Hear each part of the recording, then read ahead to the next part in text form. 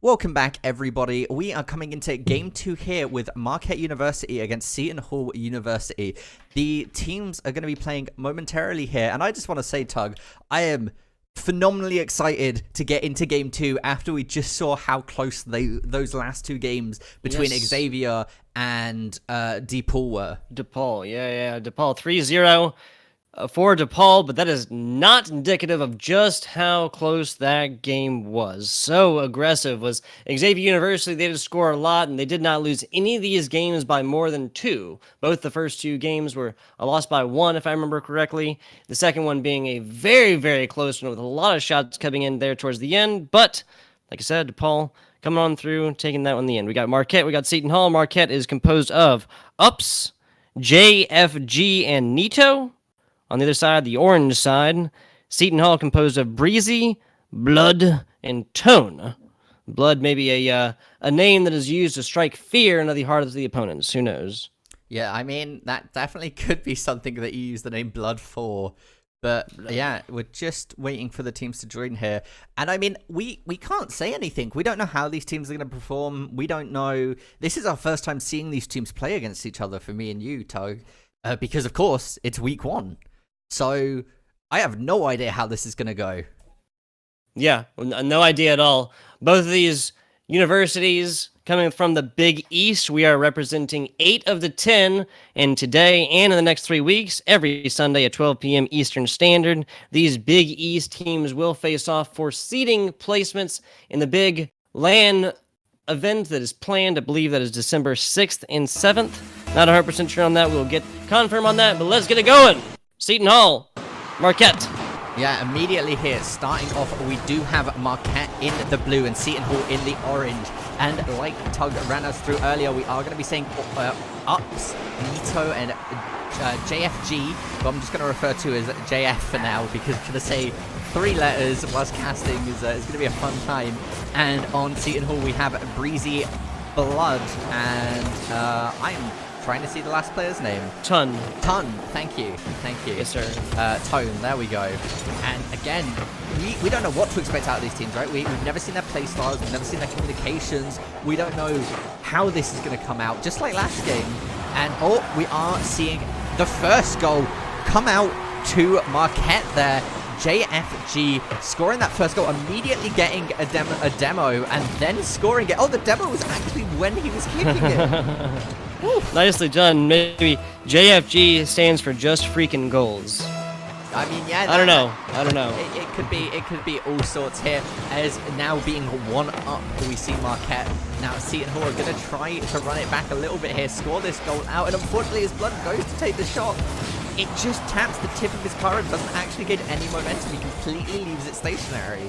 A lot of back and forth once again, as is the name of the game of the Rocket League.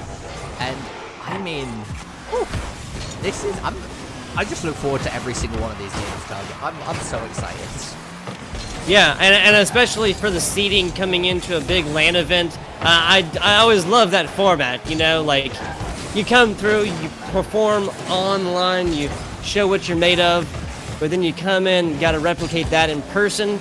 You cannot, I mean, just that LAN experience, you know, playing up on the stage, having your play casted by, you know, we professional casters, and all the pressure that comes along with that, literally the roar of the crowd and whatnot. That is just, you can't replicate that anywhere else. You can't copy that and paste that just like, you know, it's not couch gaming, you know? No, it's definitely not just going into an online queue, solo queuing, and trying to win some games. This is when you move into an environment like collegiate, like even high school, tier 1, tier 2, the biggest factor of it all, you have your star players and everything, but it comes down to the communication and your setups and your reads. And this goes for any, I feel like this just goes for sports in general, right? It's the amount of time you put in practice. So seeing these players come out week after week, which we will be seeing for the next 4 weeks, I'm just excited to see them improve, and getting used to playing against each other is another really big thing. It really is, yeah. And I mean, a lot of these guys could be looking at serious professional careers in the the Rocket League scene. Obviously, there's two different majors. That's the best way to put that. Two different majors between the Rocket League Championship Series and the RCS. And, oh man, I forgot the name of the other one. Doesn't matter. We're talking about this, the Big East, in big competitions between these two universities, Marquette and Seton Hall. Yeah, I mean, and again, we do see almost another goal coming out into Marquette there. That was looking very, very close as Nito here manages to clear it back into Marquette, back into Seton Hall's side. And again, they're just putting on the aggression. They are managing to keep control of this ball for a lot of the time here, as they are just constantly trying to take shot after shot. We do see Seton Hall coming back a little bit at the moment, though. Like, it's only one goal. There's a minute 40 left onto the clock. One single mistake coming out from Marquette could completely turn this game on its head and bring it back into a tied-up state where we can see overtime. I mean, yeah. Oh, that JFG with a fantastic block. Yeah, and a good shot from Blood there as well. And just like that, I was going to say, just like that, it looked like we were going the other way around. Now the aggression put on against Seton Hall, whereas, I mean, they've been all over this ball all game. Now a minute and 12 left. This is still anybody's ton with some nice aerial, and that is just a little bit too high. Hate to see it. Yeah, I mean, that's kind of been the name of the last set as well. I think we saw 3 goals that hit the crossbar and just didn't go in. Or 3 shots, I should say. What would have been a much higher total score in that one? Yeah, no, definitely. As I believe 2 of them from D-Pool and 1 of them from Xavier. And that one goal from Xavier could have completely changed how that series went. And, is that going to be... That is going to be goal 2, going towards Marquette. And I believe that was mostly accidental. Yeah, that's not something you're going to see... Okay, yeah, just a cluster there, just a lot of stuff. A bit of a cluster. I shouldn't say that was accidental there. We saw Nito going up for it, and I believe he was just trying to intercept it. It rebounded ever so slightly and straight into the goal, which, I mean, you're never going to complain about. Yeah, not if you're the scoring team, right? No, exactly. Well, yeah, I guess that's a good point. The opposition might. But we're going to see here Tone coming in off the crossbar.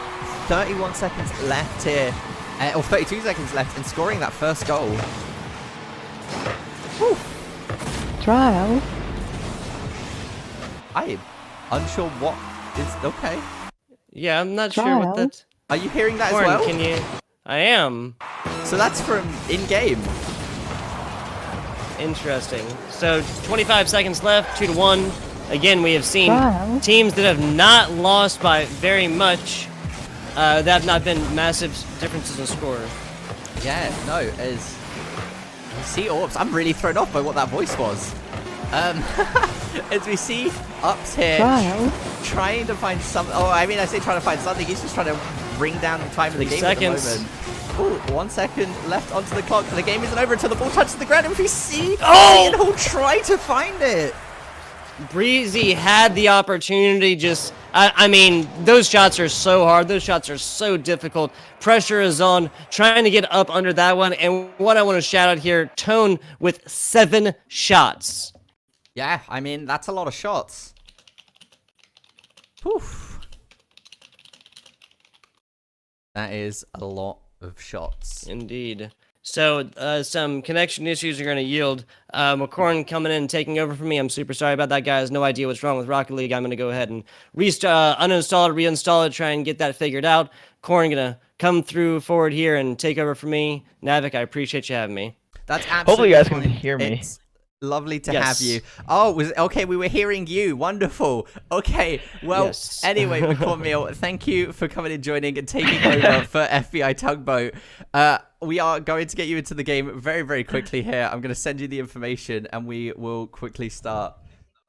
All right, fantastic. And I don't know why I'm talking out of my headset microphone, so hopefully it's not too bad of a sound at the moment. I'm trying to get it fixed as we speak, so if the quality isn't as, special as it should be, I do apologize for that once again. But I should be joining the match here very, very shortly.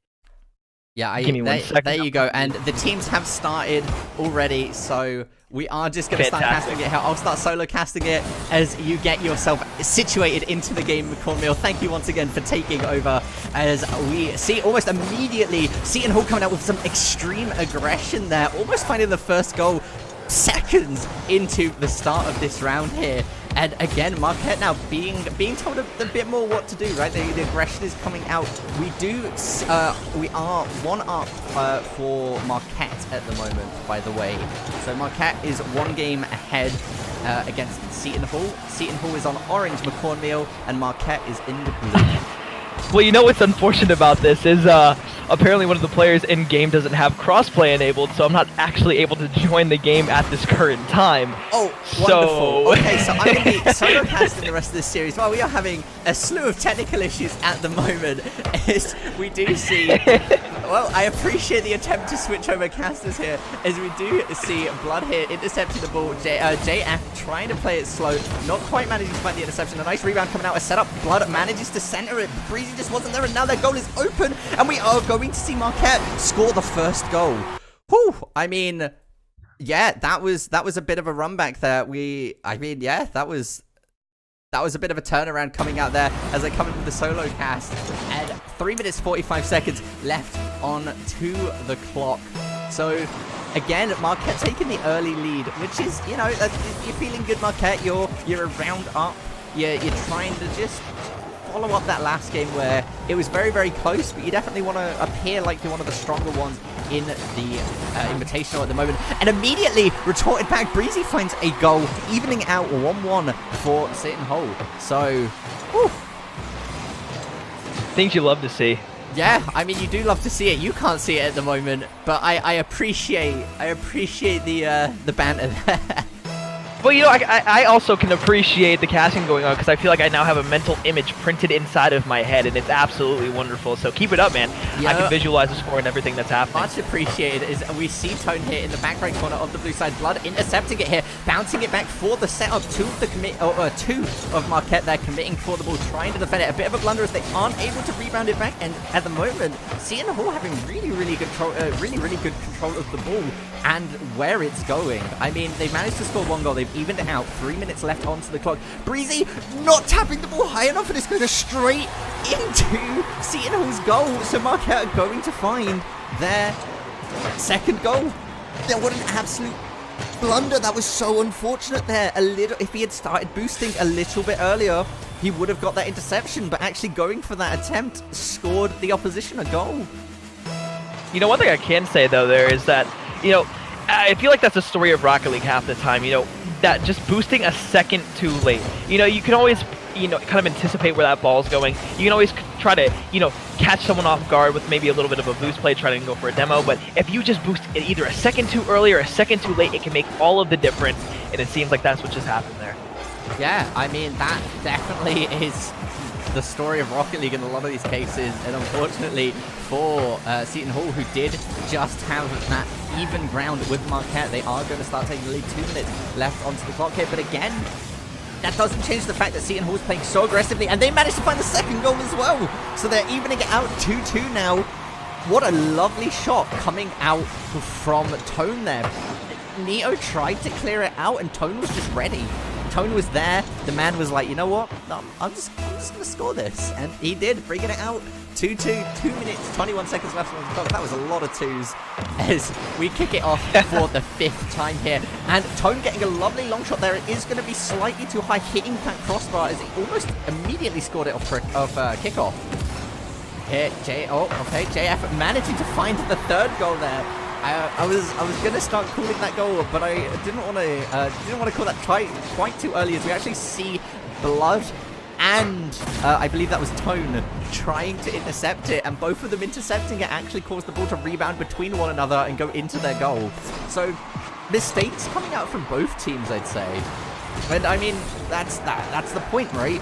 If every team played perfectly 100% of the time, nobody would ever score. That's 100% true. And I think one of the most important things that you touched up on there is that when you're going back and forth between these two teams, it's all a matter of finding the weaknesses in your opponent and capitalizing on what you said, those mistakes. When you capitalize on another team's mistakes, not only does it allow your team to potentially get a goal in, but you can save a potential goal coming in from the other side. So in a game that could be 1-1, you could easily make that, you know, 2-0, even 3-0, depending on how you're playing those different situations.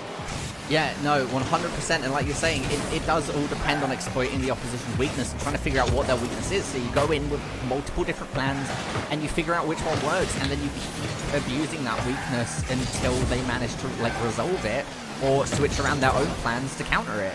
And at the moment, that's kind of been the story of this game. It's been so back and forth, 3-2, but nobody's ever had a 2-goal lead. It's been back and forth, back and forth, back and forth. So if history's to repeat itself, we should be seeing Seton Hall finding this next goal with 1 minute left onto the clock. As they do start to bring in the aggression here, Breezy looks like he's going to try and go for the shot.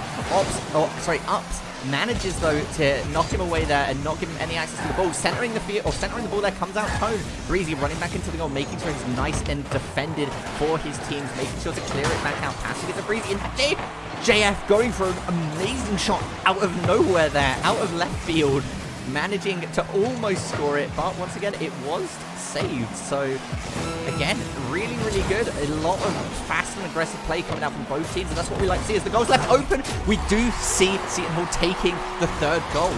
25 seconds left onto the clock. This is anybody's game, ladies and gentlemen. You know, I had a brilliant idea of trying to go onto the stream, at least for the time being, and, you know, try to see what was happening inside of the game, but unfortunately, you said it was 25 seconds left, and now on my screen I see 2 minutes and 25 seconds left, so, quite a bit of time between the separation there, so, yeah, there is a slight delay on the stream, due to me forgetting to turn it off after the Overwatch production last week. So we're just going to keep rolling with that one, but I appreciate the grand thinking there. As we see the clock starting to count down, this might be the first overtime we get to see out of these 4 matches that we're going to see out of this set. And honestly, 1 second left on the clock. It looks like Marquette almost managed to get that done, but again, the game doesn't end until the ball touches the ground. And we are, ladies and gentlemen, going into overtime for this 2nd game of the set. I mean, I get to miss this. Great. This is really, really tense, and I'm hoping every single one of the games is this close after this. This is absolutely phenomenal. This is possibly one of the best games of of Rocket League I've ever gone to watch. Got Overwatch on the brain now that you mentioned the delay, and we're gonna JF managing to save the goal there. That was inches away from very quickly ending the overtime. I mean, yeah. On one hand, you've got cars. The other ones, you got an FPS. So, getting those two confused, I can understand that completely. No, Marquette left their goal open and Breezy just walked it in. You're kidding. Breezy just walked the goal in, and that's going to be game 2 going towards Seton Hall.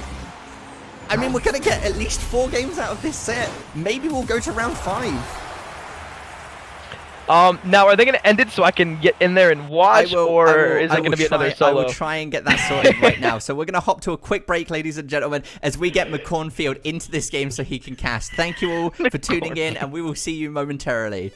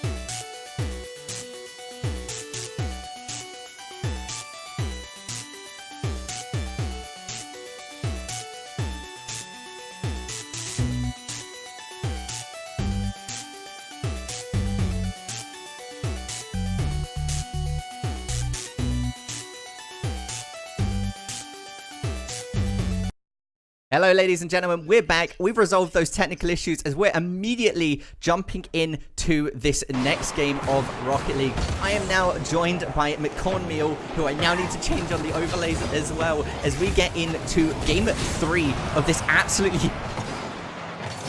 I don't even know how to say it. This is a fantastic set.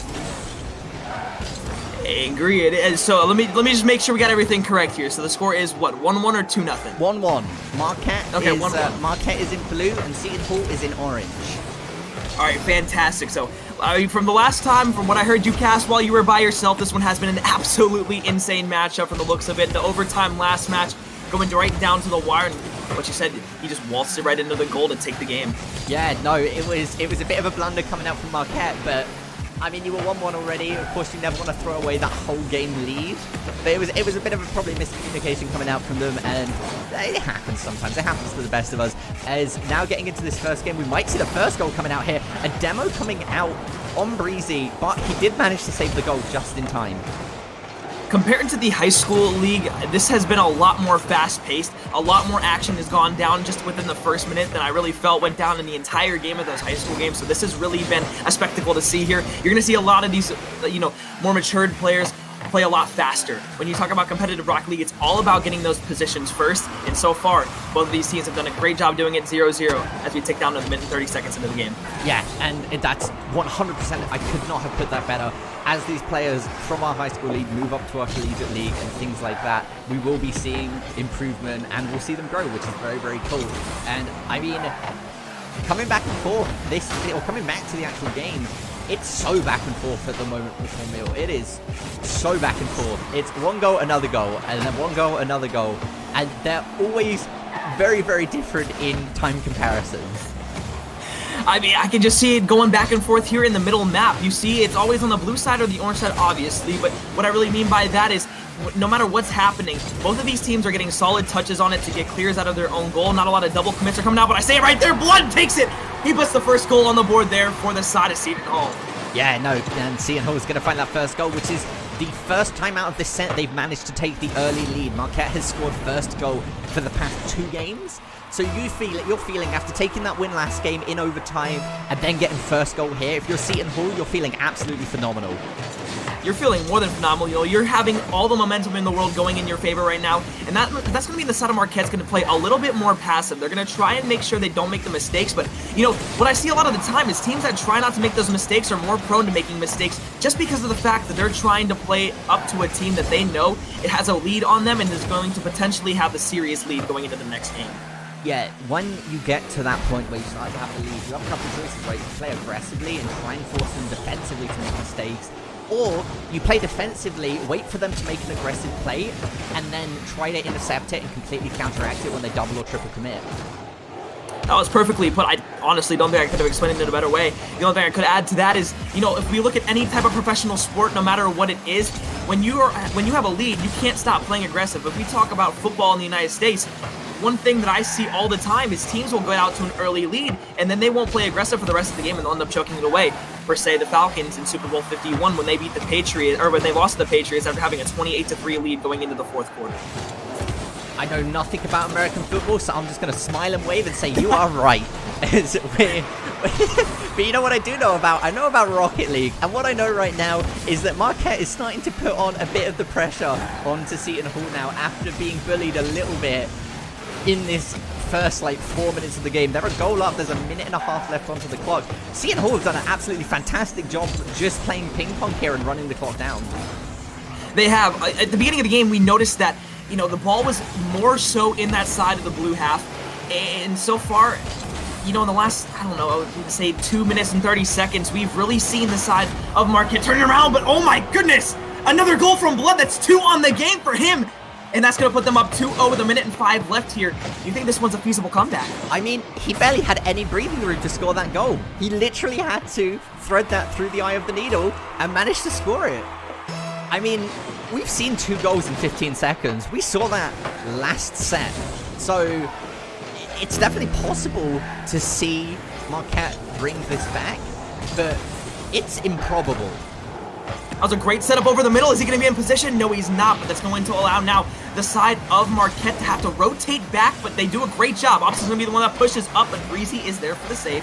And what I love about that right there is that showed the composure of this Seton Hall team.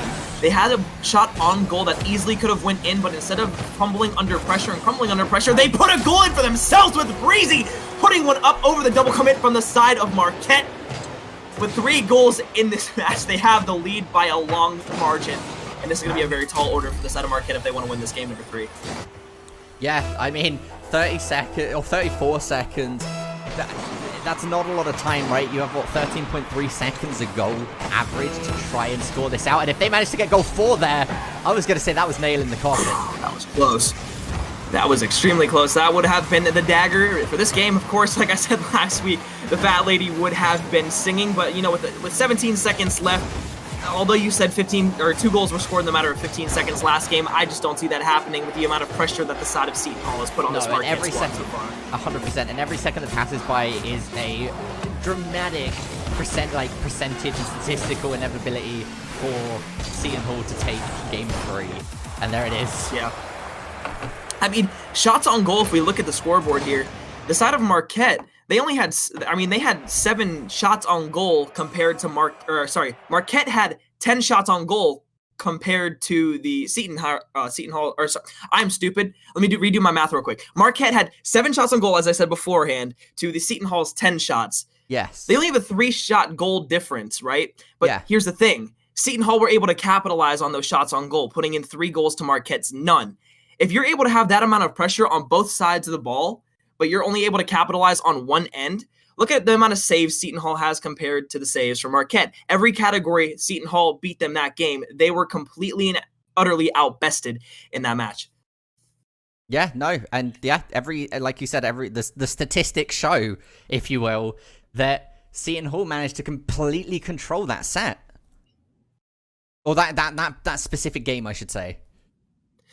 Yeah, I mean, also a big thing to point out is I know in Rocket League it's not the biggest deal, but ping definitely factors into every single game you're playing. If we look at, you know, the ping of 8, 8, and 12 compared to the, you know, double digits of those Marquette players, that could be a possible disadvantage for them just because those players on the side of Seton Hall are registering a little bit faster and getting that response time just a little bit quicker. Not enough to make it to where it's a huge difference, but online is definitely different than land in every single way possible. So those are just things that you have to kind of factor into what potentially could have went wrong. But, you know, 3 goals with a ping difference like that, it just doesn't make much sense to me. So I don't think you can focus too much on it. No, I mean, it's minuscule amounts of ping difference. So if it factored in any sense of the way, I would be very, very surprised since a 5th of a second, or yeah, no, less than a 5th of a second.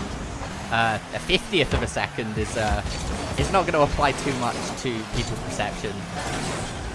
I wouldn't think much, no, but one thing I will say about Rocket League real quick, kind of getting and brushing up on another topic here, the director mode that they have for the casters. In a lot of different games, you manually have to have an observer or you have to be doing it yourself. I love in Rocket League that there's the director's mode because it allows you to see different perspectives of each player who are closest to the ball, and it's all done auto for you, and it's just the most amazing thing in the world. Yeah, no, it's absolutely incredible. As we almost see Seton Hall scoring first goal. Ups there manages to save it literally last second. I think even a quarter of an inch further, that would have scored.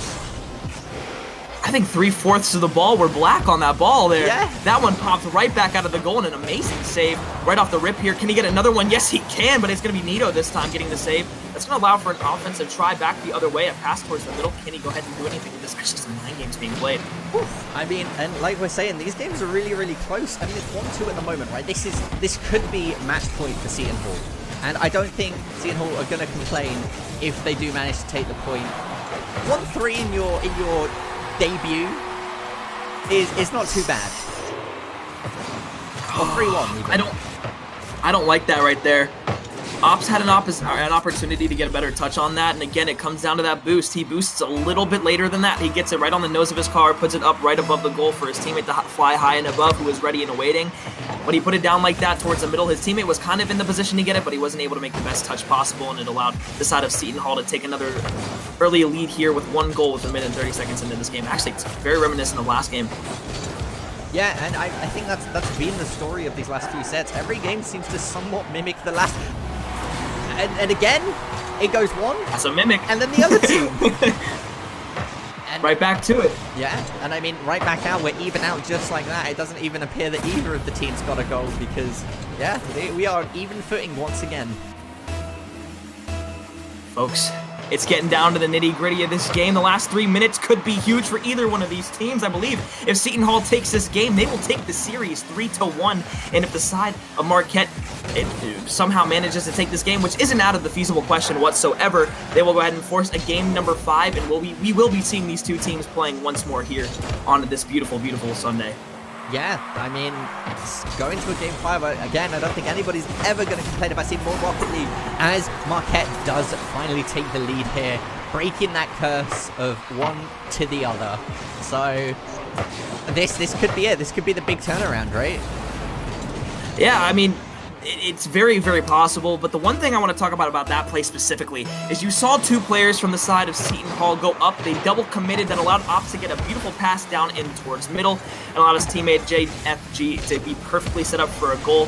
Oh, but there he wasn't on the defensive side, and Tone puts it in. A beautiful goal to put it up and over the opposition, ties this one up, blowing trades back and forth once again.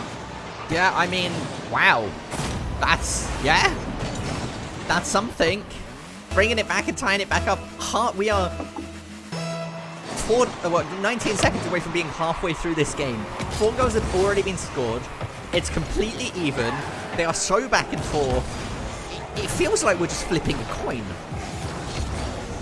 In a sense, you're just going, hey Siri, flip a coin, but another goal from the side of the Marquette squadron has gone in. That's 3-2, and again, we just talk about these goals going 1-1-1-1-1 every single time. We even try to make something happen with the communication between the both of us. It just seems like another goal is scored, and that's what we're right back and talking to. Yeah, Ups there. Ups does have the title of absolute madman, and to be honest, he committed for that goal and wasn't letting anything stop him.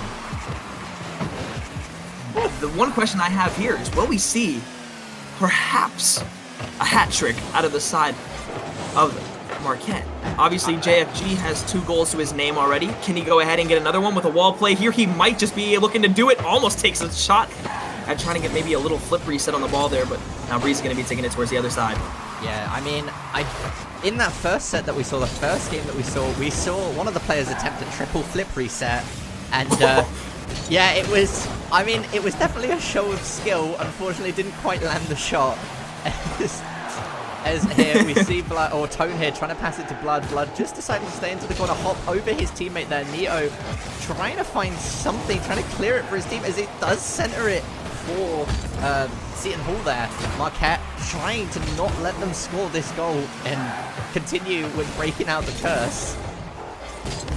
One thing I've seen Breezy doing this entire match is he's been doing just as his name would describe. He's being breezy. He's up in the air getting these touches on the ball, but Blood going for Blood almost is able to make a play there on top of the goal, but Breezy setting up another chance for the side of his team. Nito clears it out to middle.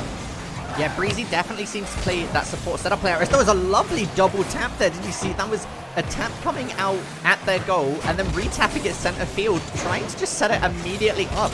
All the way through center field, not going for one long shot. I mean, it takes some finesse, and I think that's a big thing coming out from these players versus what we've seen in the high school league so far, is, like you said, their maturity and ability to manipulate the cars in such a way that we're just seeing some really, really fancy footwork. Ops almost just completely destroyed the opposition team, and now it's going to be JFG on a long clear out. Will it go in? Yes, it will. The hat trick for JFG with 37 seconds left. 2 goals separating these two teams.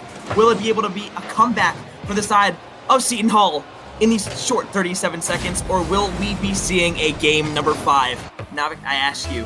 I mean, I'm never going to complain about seeing a game number 5. Again, we've seen 2 goals in 15 seconds. The likelihood of us seeing it again, it isn't too high, but I'd love to see a game 5. I mean, Marquette, nobody can say that Marquette hasn't earned this game, right? They've been playing very, very well. They've been scoring when they can, and they have been just able to slowly rear it in. They've not gained a fast lead super, super quickly. And as I say that, they score their 5th goal.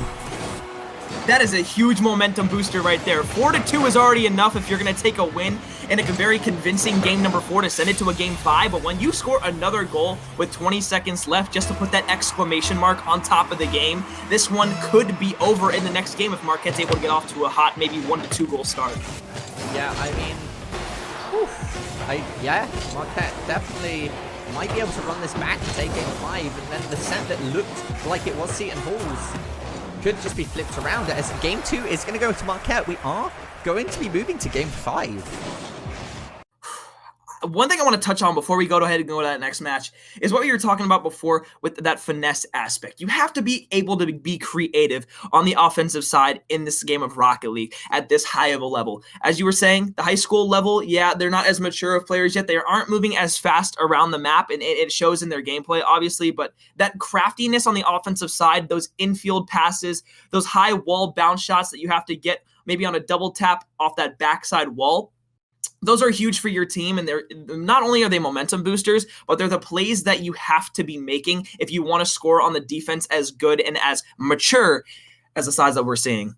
Yeah, I mean, yeah, I can't really add anything to that point. You defined it very clearly, and you very precisely put it in, and like, yeah, that's exactly what's happening. And again, I don't have a clue who's going to take the set. If I was a betting man, I would put it on Marquette after that momentum shifting game number 4. They showed that they can clutch up in situations where they need to be.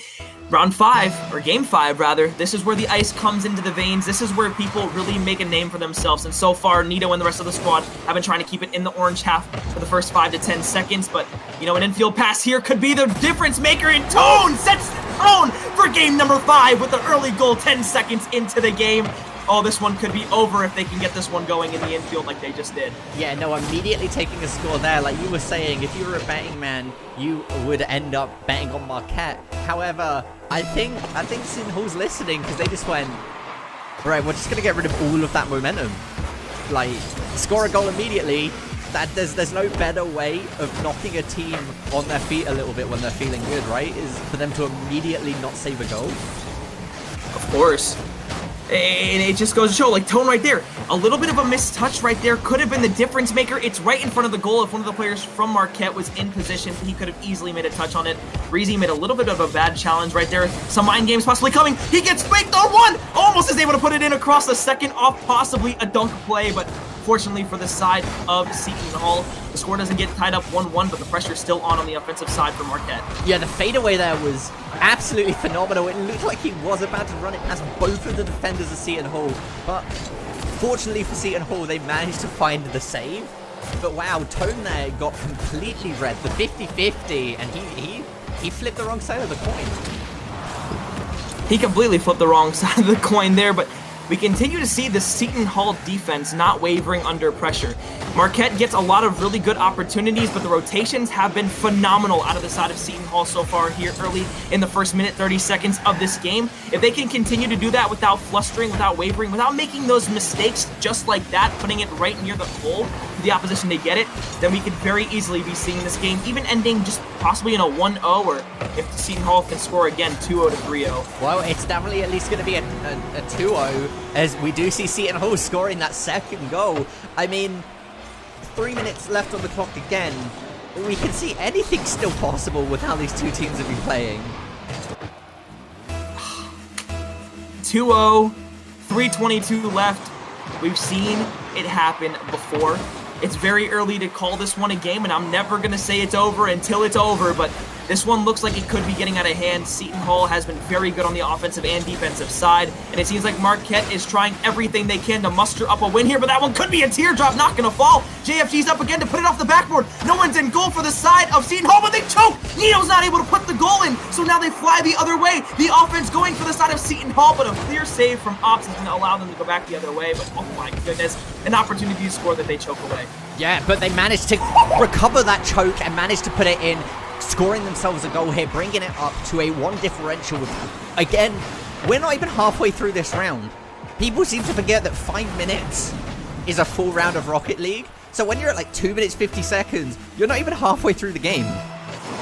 That was the creativity shown right there by JFG. We touched on it in the intermission. We touched on it in last game. But the one thing we said was the most important thing inside of this level of Rocket League is the creativity. He puts it up the wall, has enough control of his car to stay in the air, and he gets that double touch off the backboard, putting it in, making it only a 1-goal game with 2:30 left in the game. We still have half of the game left. Yeah, like I said, like we have half of the game left. There's 3 goals on the board at the moment. It's still anybody's game, right? You can see that Seton Hall are up a game. That means absolute or up a round, up a goal. Wow, my synonyms at the moment. Yeah, they're up a goal, but that means absolutely nothing because that's just the flip of a switch. Marquette making a really creative play can score, like catch it up, tie it up. And again, here we see Seton Hall doing some interesting stuff. They're trying to go for a fadeaway or some sort of read to get it past the defenders there, and I think there was a bit of miscommunication. But I mean, you're a goal up, you're running down time on the clock, but you want to be scoring still, you know? You want to be getting that lead, like you said. You want to keep punishing for making mistakes, and that's exactly what Marquette just did. JFG has been the difference maker for the side of Marquette inside of this game. He gets the first one on a solo goal, the second one off another double touch solo goal, a double commit out of the side of Seton Hall allows for the side of Marquette to be right back in this thing. 1:43 left. Seton Hall now has to play even more defensive than they were before, but they also have to turn up the aggression to 10. Yeah, I mean, whew, again, the back and forth at the moment, we really can't. I don't have a hint of who's going to end up taking this lead. I mean, goal 3 was almost had there. That would have been insane. He almost. Oh my god, is that going to be a goal? Is that? Oh, the save put out from Neo there. Oh my goodness. Incredibly good for Seton Hall. The goal was completely open for the longest time there. I think the demo actually worked against them because it respawned Neo right by their goal. Sometimes the demos just don't work out in your favor, and I agree with that, but JFG, the hat trick in game number 5, ice in his GD veins, ladies and gentlemen. This guy cannot be stopped. A pass from Ops puts it right to the left side of Breezy. In this one, folks, wow. Marquette making the 0-2 comeback to put it to 3-2 with a minute left. Now Seton Hall, I said the aggression level had to be turned up to notch 10, but if there's a notch 11, we have to see it now. Yeah, I mean, we definitely need to turn it up to 11 for Seton Hall here if they don't want to lose this series. I mean, what an absolutely phenomenal set. No matter how this turns out, we've had game 5s are always so excited. Seton Hall is going to find their 3rd goal here, tying it back up. 46 seconds left on the clock. Corn, I don't know what's happening anymore. The legendary Bloodhunter puts it in off a beautiful pass there from Breezy, bounces it down where only his teammate could get it off the rebound. And that one, again, an absolute beautiful pass there from Breezy allows this one to be tied 3-3, 46 seconds left. Could we see an overtime here in game number 5 to decide this series? I sure hope so. Overtimes are always so exciting. We don't get to see them that often, and an overtime in game 5, that's even rarer. So I'm borderline speechless. They are playing unbelievably well. We're seeing so much back and forth as we do see Marquette trying to find something happen there. Doesn't quite make it happen, passing it to Blood. Blood now trying to clear it, doesn't get the read on Ups though. I mean, both of these teams, like I said, no matter which way this can go, both of these teams should be incredibly proud with how they've been playing. The wall play going back towards the other side. Only 8 seconds to play now. A long clear. Breezy in the middle. Can Breezy make a play? Almost off. It goes off the crossbar back towards the other side. Ball still in the air. This one looks like it's going to overtime, baby. Game 5 overtime, Corn. I can't believe this. As again, this could go either way here. It could end in 10 seconds. It could end in 20 minutes.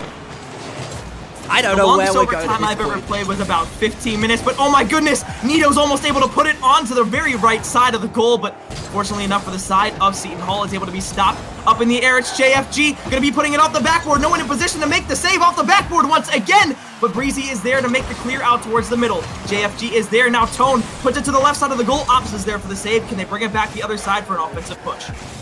Yeah, I mean, a long shot coming out here. Blood's not going to be able to save in time. No! And that is going to be Marquette taking the set. No! Look at that. I think you can't let that happen. Blood had no boost. Oh, no. That is the worst way to lose a game. A long boom clear from the blue side of Marquette all the way to the Seton Hall top of the goal. That right, oh my God, that is something that you cannot afford. You bring it back down from 0-2, force it to overtime, and finally take the win in Seton Hall. You choked that 0-2 lead. Marquette just stole the series from you after winning game 4 and 5 back-to-back after you looked so dominant in the games beforehand.